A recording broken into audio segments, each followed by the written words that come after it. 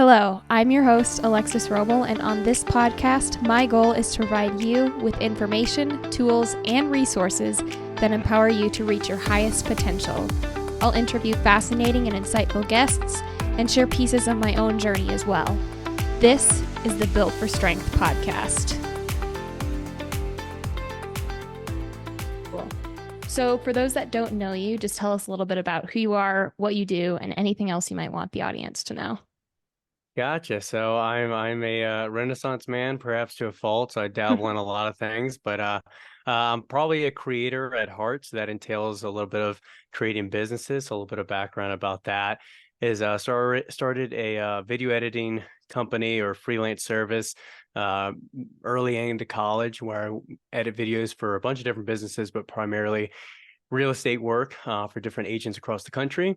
That started to take off at around the same time that the pandemic was kind of swooping in. And I also was in college at the time doing exercise science. And I realized that I was already personal training at the time, didn't really see where that trajectory of that degree was going.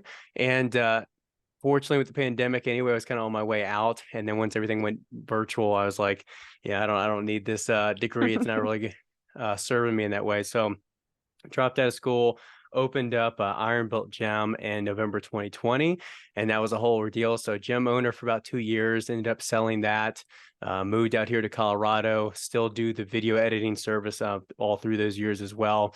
And then opened or started Switchback just a few months ago with Jeremy, as you know. And and so that's the entrepreneur side of things, and just creating in general has been kind of the heart of a lot of what I do with either my own podcast, the Zero Quit podcast, or YouTube content, Instagram content, working with different brands on ad campaigns or just content in general. And then, so that's like a lot of what I do business wise. Other than that, I'm a mediocre lifter and ultra runner and dabble in a lot of interests as well, including like specialty coffee and all of that. Yeah. So out of curiosity, what kind of education did you have in the video editing when you started that business? All just self-taught. So I started video editing when I was like 11 or 12, just playing around with computer and editing stuff as a kid would do, trying to do like lightsaber effects or keyframe or cloning yourself and doing fun things like that. And through watching so many tutorials and self-education via, YouTube Academy, basically, I was able to teach myself enough skills to start working freelance for little odd jobs online. And fortunately, I stumbled upon much larger clientele with real estate agents, kind of specialize more in that, and then it's just what I've been doing since then. Yeah, the reason I asked that question is because of a lot of people that I've talked to, the things that they are ending up getting paid for aren't the things that they have schooling in. And I just find that Yeah. interesting because you really are drawn to what your interests are. And so it doesn't always matter if you have a specific degree in that area. It just matters that you enjoy it and you love doing it. Yeah, I think formal education, I don't want to say it's out the door for everybody, but it's definitely changing when you do have so much, I mean, infinite resources online to learn anything you want to learn. And especially if you want to pay for some really well-structured, well-led and guided courses on filmmaking or graphic design or music production, like whatever creative outlet or service, you can likely learn it online for free or quite cheaply. The only caveat is obviously certain vocational programs, let's say like an electrician or mechanic or something very specialized like a doctor or surgeon or veterinarian. You obviously still need schooling for that. That's a lot more hands-on and more in a traditional setting. But I think there's so many it sounds maybe overstated or too simplified, but I feel like there's a million ways to make money these days Oh online, yeah, that totally. it's simple, but it's not easy. So, as long as you like you reference, find what you're passionate about and commit yourself to trying to provide a valuable service in that field, then you can make something out of it. Yeah, yeah. So you mentioned that you opened a gym. What did your introduction to fitness look like? Was it in the gym or was it playing sports? What did that look like? I played baseball growing up and played a number of sports like most people do as a young child, but I really got into lifting, I think, of uh, my own drive outside of sports. So I was mostly chubby growing up. I wasn't quite fat, but like most people, as you get older, you start to care about your appearance more, and you start to Hmm. recognize, okay, my body doesn't look exactly how I'd like it to look. And so heading into high school, I made a big change and was able to start losing. I lost about like 30 pounds over like 4 or 5 months heading into high school. Started to feel more confident. A lot of that was through just some weight machines. So it was no free weights, really just like machine circuits that I would do, and then also mixing in a little bit of running around the track that was within the gym. And uh, heading into high school, I started to do some more free weight training, and kind of tying back to what we discussed, spent countless hours upon hours watching YouTube videos online, or on just YouTube videos Hmm. on fitness stuff, macro dieting and training and form and program and all of that. And through a bunch of self-education through these videos, and over time just fell in love with bodybuilding specifically, but weightlifting overall. And then it ended up being such a strong passion that I started working at the gym that I was going to, and also stopped doing baseball. A mix of just time constraints with working, trying to Hmm. lift for like an hour and a half each day, school, and then also doing a sport's pretty tough. But then also, I just was put off by the kind of pompous attitude of some of my peers on the team and like the Hmm. coaching staff and all of that, and just didn't see like the long-term trajectory of the sport. And I said, well, I'd rather just pour my passion, time, and energy into what I think I can do forever, basically. Hmm. Yeah. And so you said that you have a personal training certification. Did you find that when you went through that course, you already knew a lot of the stuff that was being talked about just because of your experience and the Yeah. self-education you went through? Yeah. So just like a lot of certifications, although this isn't really true across the board, but at least in the fitness realm and somewhat in the diet realm, I think certifications are very overrated because you see a lot of people with credentials that don't have much practicality Hmm. or proof of concept behind what they teach. So like you mentioned, I did have a certification. It expires after time, and I haven't personal trained in years, so I didn't obviously renew it. But yeah, I went through NASM certification as soon as I could at 18, so that I could formally work a personal training job, because most Hmm. gyms will not hire you unless you have that. But as you mentioned, I had at that point about 4 years of experience, a lot of self-education, where I knew how to structure a program, how to teach and enact proper form when lifting. I knew a ton about diet and macros and nutrition in that way to help people lose weight, gain lean muscle mass, all of that. So it was really a no-brainer to start that job. It was easy. It would be something I would enjoy, and I can work with people one-on-one. Hmm. And so I got that certification actually while I was in high school, and also at the same time in high school was taking part in what my county offered, was this program called sports medicine, where I would go to like a separate school that was offering this program during the day. And I was able to work with basically the athletic trainer from that school was teaching a class about different sports medicine, to speak more Hmm. broadly. So whether it's taping an ankle or creating a workout program, or some of these things like that, or a little bit of anatomy broadly. So I was able to take what I already knew in my passion, take what I was learning in that sports medicine class, and sit for this exam, pass that. And I was actually working as a personal trainer at the university I attended before I even started classes there. Oh, wow. Okay. So kind of just fell right into it. But yeah, the certifications are kind of funny, because again, you have some people that follow the certifications or the what you're taught within those accredited organizations almost to a fault, because they make it very standardized because they have to, I guess. Mm-hmm. But again, anyone can sit and pass an exam, but then you don't always have people that truly know, like, they're book smart on this stuff, but then, theory doesn't always play out in practice. I'll leave it at that. Yeah. Yeah. Did you find that people were ever put off by your age when they started working with you? Funny enough, a lot of people thought I was older than I was. Of course, that's going to be tricky when and part of it too is if you are hiring a personal trainer at a university rec center or rec school, um, or rec gym, I should say, that they know that you're a college age student and Okay. that you're Yeah, that going to makes school for sense. this stuff. So there's something there. Um, So I didn't really run into that too much. I think honestly, people will look at someone who's like young and fit and just, especially with personal training. I think this maybe is like controversial for some people, but I feel like you should look the part. And I think if you look Mm-hmm. fit, if you look the part, if they look at what you do and you actually practice what you preach, then they're going to be more willing to listen to you. Yeah, definitely.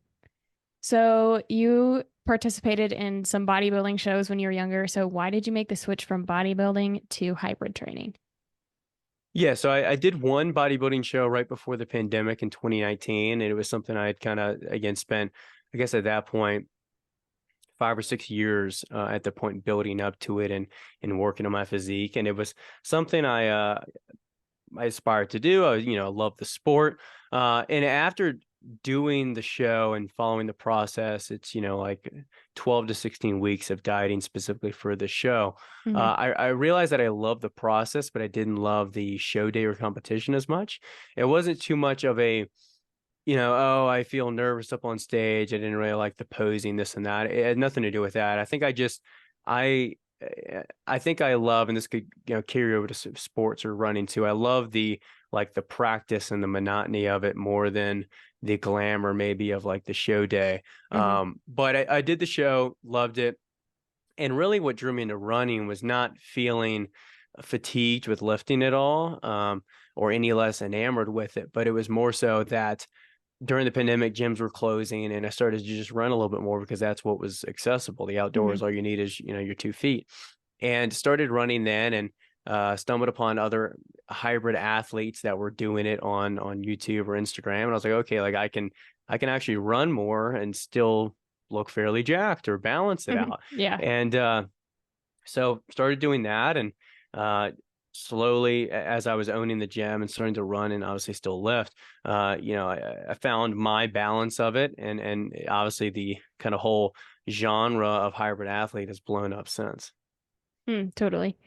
So you, what are your 2024 goals as it comes to racing and training and all of that? And how are you implementing your strength training and what does that look like? I feel like I don't have anything too extravagant as far as goals besides the obvious one of I have a 100-mile plan for June 14th. Mm. So I'm doing Bighorn 100, which will be my first 100-mile race. I've done a number of ultras at this point. And so that's a big one. It brings with a lot of nerves, but also a lot of excitement. So that's on the books. And as far as other goals that are in the fitness realm, I have some general strength goals, but it's hard to really plan those out when the running doesn't counteract strength, but it definitely impedes it to an extent or slows it down. I Hmm. would say. So where I guess, because the question was along the lines of like what am the steps or programming or how my strength ties to those goals. Yeah. I always feel like strength training does a number of things for me. Actually, working on making a post about this pretty soon. But the biggest one is injury prevention. I think it just Hmm. ties well to people that, I mean, for me, I've already been lifting, so adding the running is the new part. But for people that are coming at it from the inverse perspective, lifting is really big for injury prevention because you're able to increase your bone density by, different weight bearing exercises you're doing in squats, deadlifts, shoulder press, whatever it is.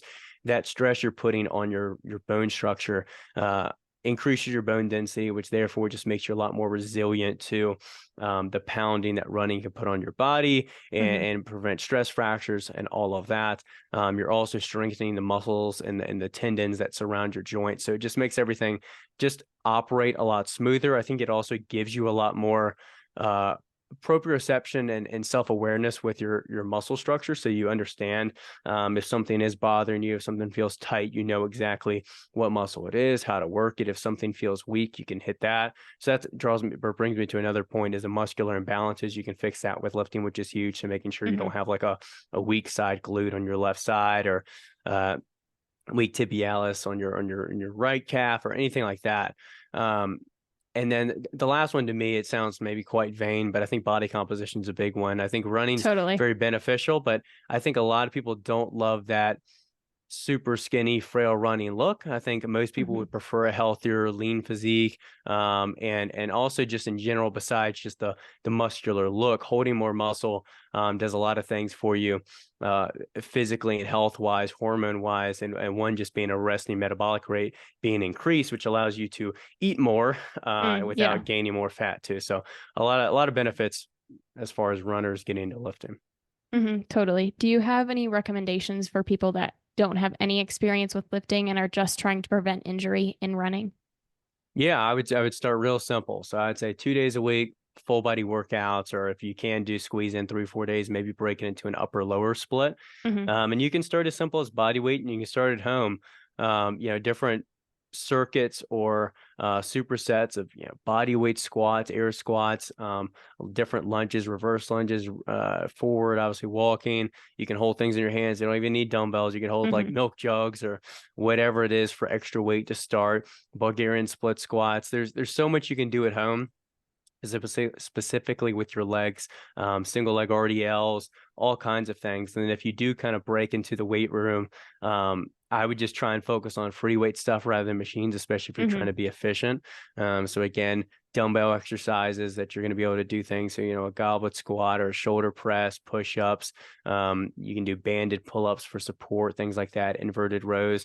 So just start with real simple stuff and don't be afraid to look up form, before you go to the gym. Google real quick, YouTube, inverted row form, or goblet squat form. There's, again, infinite resources online, so just feel confident when you go in by looking up that stuff ahead of time, and you'll feel a lot more confident, I think, in the gym. Yeah, definitely. So you live in Colorado. I live in Colorado. It's been cold and Yeah. snowing. How have you had to adjust your training with the weather?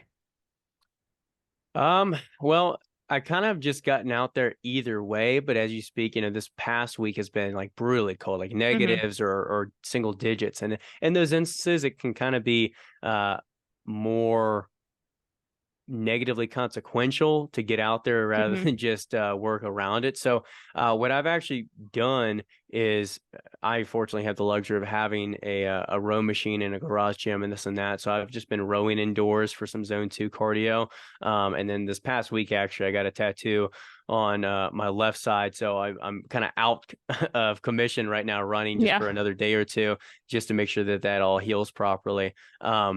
So I've kind of been luckily or had the fortunate opportunity to just do cardio a different way. Hmm. But obviously there's nothing beating around running. So it's really just trying to prepare accordingly, layers upon layers, make do of it. And again, you can't stress too much if it's like a week. A lot of the whole country is really cold right now. So like, Yeah. you take a week off running or make it lighter sessions, you'll survive. You won't lose much, even though mentally it feels like you're losing a lot. Yeah. And you do a lot of trail running because you're training for ultras. Do you find that it is better or worse on the trail as far as conditions go? Oh, that's yeah. It's I think it's better in a way because it definitely ices over in certain temperatures, but I think the snow stays longer on the trails than it does on the Hmm. roads. So in a way, sometimes on like a fresh snow, it's better because you can it's a little bit more predictable how the ice is, where the snow packs differently. Um, but other times it's tricky, like roads you can really see, and they get cleared more often, or the sidewalks get cleared more often. So I don't know, it's pro con, but like you said, I kind of got to get out on the trails either way a lot of times just to make sure I'm getting that elevation gain and Hmm. real life experience out on the trails. Yeah, yeah. What does your training cycle look, or the build up rather? What does that look like building up to the 100 miler this summer? I've actually kind of offhanded that to a coach actually for the first time in my life. I never had a running coach, but I hired on a good friend of mine and elite ultra runner himself, Don Reichelt. And so he's actually handling my programming. Right now, I have a race, a 50K coming up on March 9th. And so I think like 6, 7-ish weeks out from that. And so Hmm. right now, I think I'm in like the low 30 miles. I'd have to look at the hours because it's mostly fixed around hours per week or time, Hmm. each workout. But I think, when we spoke about it, I'll ramp up over time to hitting in May, like a peak mileage of, maybe like 12, 13-ish hours in the week, maybe Hmm. 70, 80-ish miles in a week. and then kind of taper into there from that. So that's what the running buildup looks like. Lifting wise, I still lift 6 days a week. Sometimes it ends up being five. I'll make it like the sixth day a little bit easier. And as I get closer to the race, I obviously kind of lighten up a little bit on some exercises, specifically on the lower body, and Yeah. close to the week of the race, I kind of take it real easy, so I just adjust accordingly. Hmm. And what does your fueling and nutrition look like outside of training and intra training? I guess I'll start with the like in training in I guess my long runs primarily in Hmm. races. I've implemented gels over the years, but the last year and a half, what I've really preferred and stuck with is actually these maple syrup packets or gels from a company called Untapped Oh, yeah, Nutrition. I've heard of those. Yeah, I wish I had some affiliate code to boast about, but I do not. But they're great. They're pretty affordable, especially compared to other brands that are quite overpriced.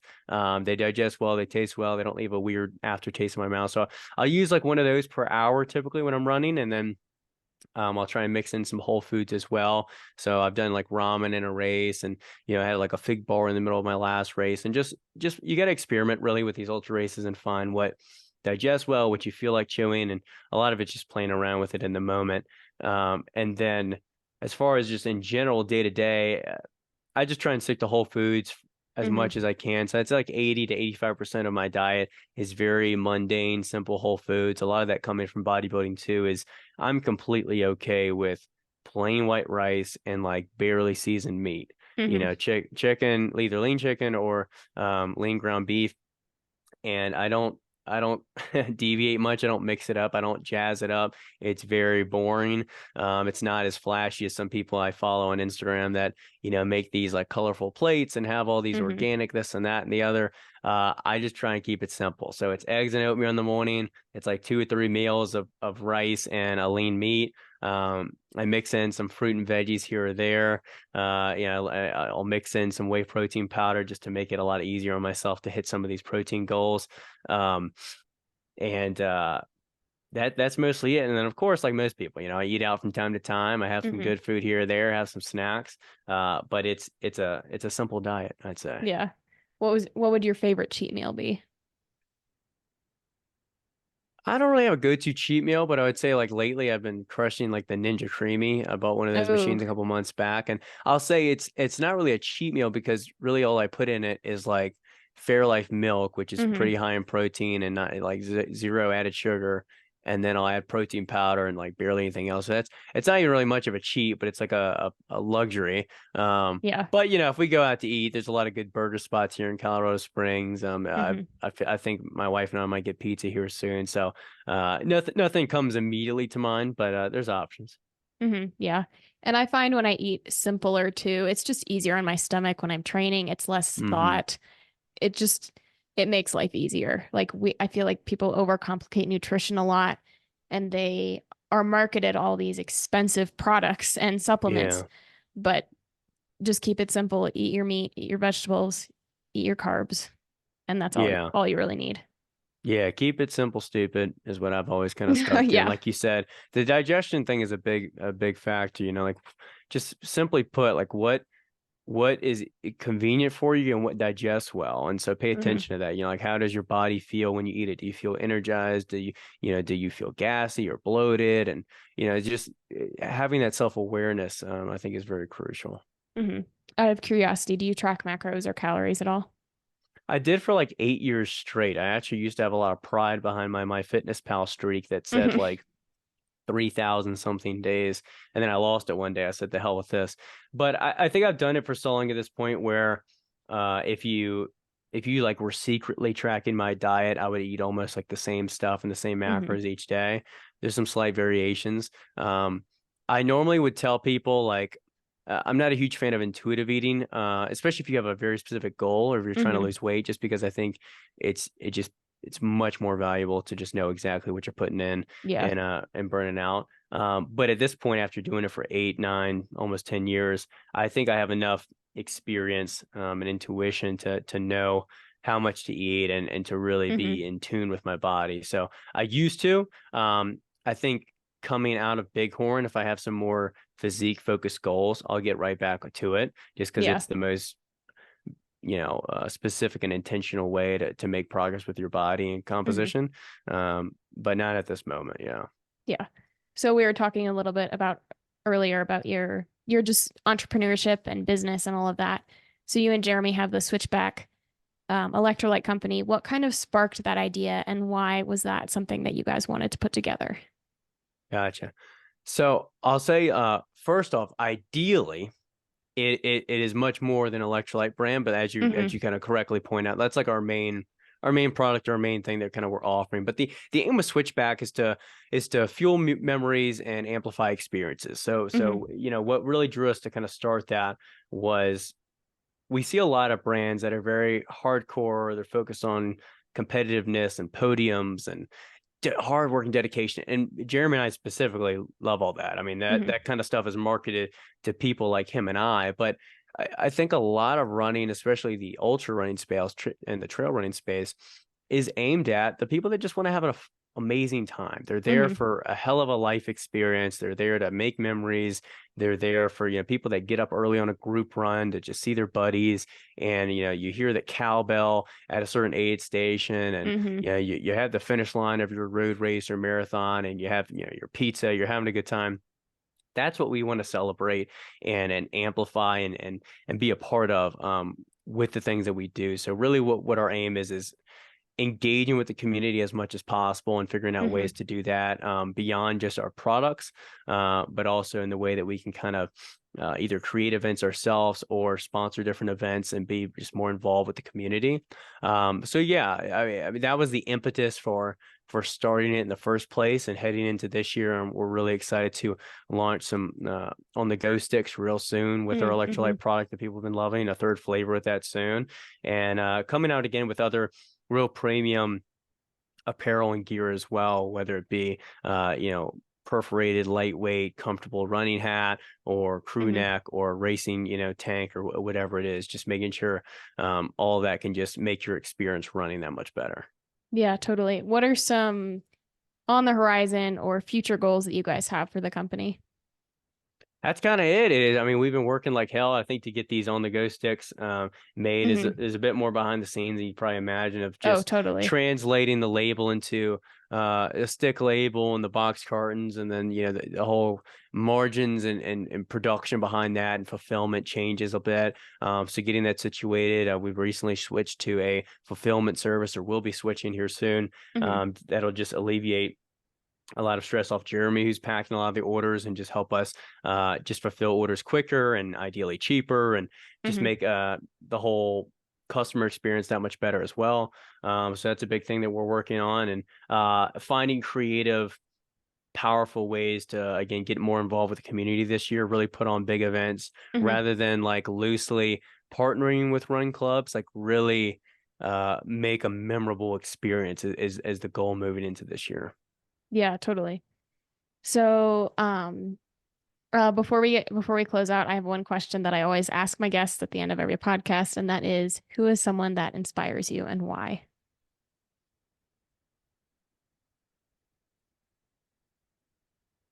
Man, I don't know if I have any one singular person. I think I don't know. I feel like I'm gonna give a dud of an answer because I don't have anything that comes to mind. I guess I'd say I like the attitude or someone like a podcaster as well, like Lex Friedman, who just has who's Mm, very multi disciplinary and open minded, and that's what I hope to be, is be able to not be married to my ideas, not be hmm. dogmatic with any kind of belief in any realm, whether it's fitness or non-fitness, and be very malleable in that way as I Mm. get older and as I learn new things and become a different man. And yeah, that's maybe a offhanded answer, but an answer nonetheless. Yeah, yeah, totally. All right. So just share before we close out where people can find you, follow you, learn more about you and your company. Yeah, well, fortunately, I was able to snag my name on Instagram back in 2012. So it's just at Broad Covington. Real simple with that. If you look it up on YouTube as well, Fortunately, I'm a rare Brock Covington. So you search me anywhere, you'll probably find me. The podcast you can find specifically at Zero Quit Podcast. It's on Spotify, YouTube, Apple, wherever you listen, and have a lot of fun conversations with people from a lot of different walks of life, professions, interests, passions on there. So enjoy doing that. And yeah, Instagram is probably the best place to reach me if you're trying to. And obviously switchbacks at go.switchback on Instagram. And then the Instagram the website is goswitchback.co. So check it out. Get yourself the best electrolytes, your new favorite electrolytes. And yeah. Awesome. Thank you for listening to this episode of the Built for Strength podcast. Please subscribe, leave a 5-star review, and share it with someone who you think might enjoy it as well. You can follow me on Instagram at Alexis J. Roble. If you want to be on the podcast, I have an inquiry form in the description for you to fill out. And if you have any more questions or suggestions, you can email me, builtforstrengthpodcast@gmail.com. See you guys next week.